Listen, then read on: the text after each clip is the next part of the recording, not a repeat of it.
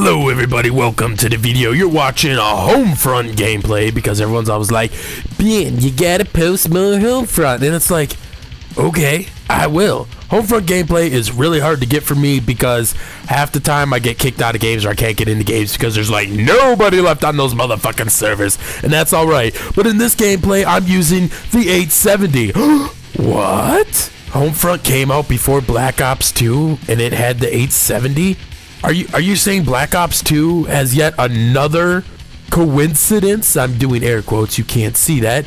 A coincidence that just the game happens to be like Homefront? Are you saying that developers are so unoriginal that they can't come up with their own ideas, so they copied Homefront? Are you saying Treyarch copied Homefront because when it comes down to actually making games, Treyarch sucks at it? Why do you think I think Black Ops 2, the content of the game, is quite possibly the greatest Call of Duty of all time? Because it's based on Homefront. Now, in this map, the maps in Homefront are enormous.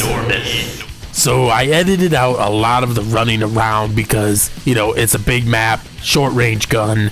Oh, and by the way, the gun, you have to download it. It's like 99 cents at the PlayStation Store and the Xbox Live Store thingy. So if you ever play this game and you want to use the 870, it doesn't come with the game. You have to download it. 99 cents for the gun. Woohoo! But this video, I wanted to touch on something, and that's the power of YouTube. Let's face it, YouTube is a very huge part of Call of Duty, right? It's a huge part of any game it chooses to use, like Minecraft or anything like that. And it just kind of dawned on me what makes a good commentator and a bad commentator and how you could tell if they're after the money or not. Okay, if you have a huge ass channel such as Woody's Gamertag, White Boy Extras, Team Art, you know, that huge machinima group there. Okay, if they all said, hey, we're not going to post or play Call of Duty Black Ops 2 until David Vonderhaar fixes the hit detection, and I don't think anyone else should play it either, shit would change in a fucking hurry. It's like, if you're that big and powerful and popular on the game, why don't you actually use it to better the game? The only time I've ever seen them use it to better the game is when White Boy 7th Street picked out some stupid ass glitch. And he's like, oh, you gotta favorite this video and put it on the homepage so they see it. You know, this has gotta be fixed. Oh my god, this is unacceptable. That's the only time he didn't give a fuck about the glitch. It was a chance and an opportunity for him to get a top favorited video once again, get his shit on the homepage back with the old YouTube layout, and blah blah blah, make more money, have more subs. It's complete fucking pretentious fucking bullshit. So it's like, yeah, why the fuck don't these commentators band up and do something for good? They almost like never badmouth the game or never actually start an effort for the game to actually do anything. Once in a while you'll be like, oh, here's a video of a booster, and then the booster gets banned. Whoop de fucking do. You caught 1 or 2 or 10 boosters out of hundreds of thousands of fucking boosters. It's like, seriously, who gives a flying motherfuck? Yeah, it's like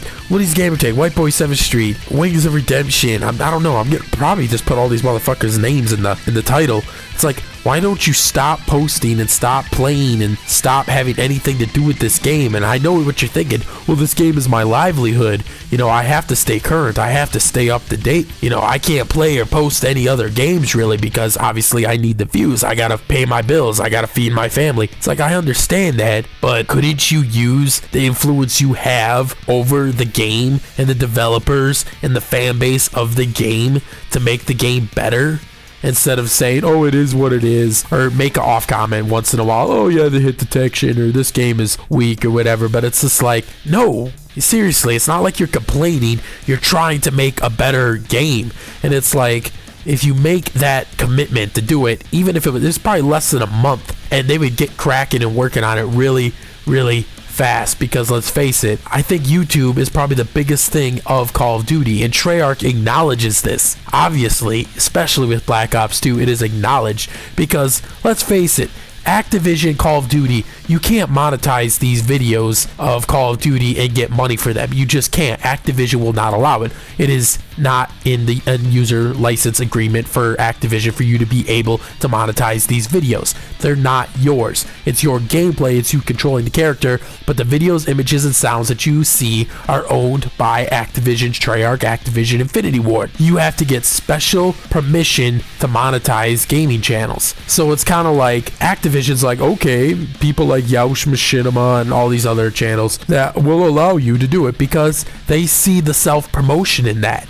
They're like, if a guy with 2 million subs is playing my video game and 200,000 people are watching his video of my video game, hell yeah, that helps me out because what are they going to do? They're going to be like, I want to play that game too. I want to go play it. So they go and they fucking play the game. I want to buy that game. So they go and they buy the game. People on YouTube, these huge channels, they go through painstaking effort and do whatever it takes to get the next Call of Duty early, which I think is stupid because you know it's going to be a shit-ass game. It's going to be broken and full of bugs and shit like that. It's like, when you get the game early and you realize what's wrong with the game, why are we letting the developers dictate the game that was made for us? You know, the customer's always right. So it's like, seriously, why don't these fucking YouTubers do something? Would it work? I think it would. I don't know. I think at the end of the day, they just want to make more money and they don't give a fuck if the game's broken. They'll fucking put up with it. They'll play for 6 hours until they get a fucking gameplay, or they'll resort to playing with a party full of MLG pros just so they can get gameplays that are worth posting on their channel, because this game is so inconsistent that you need to take measures like that,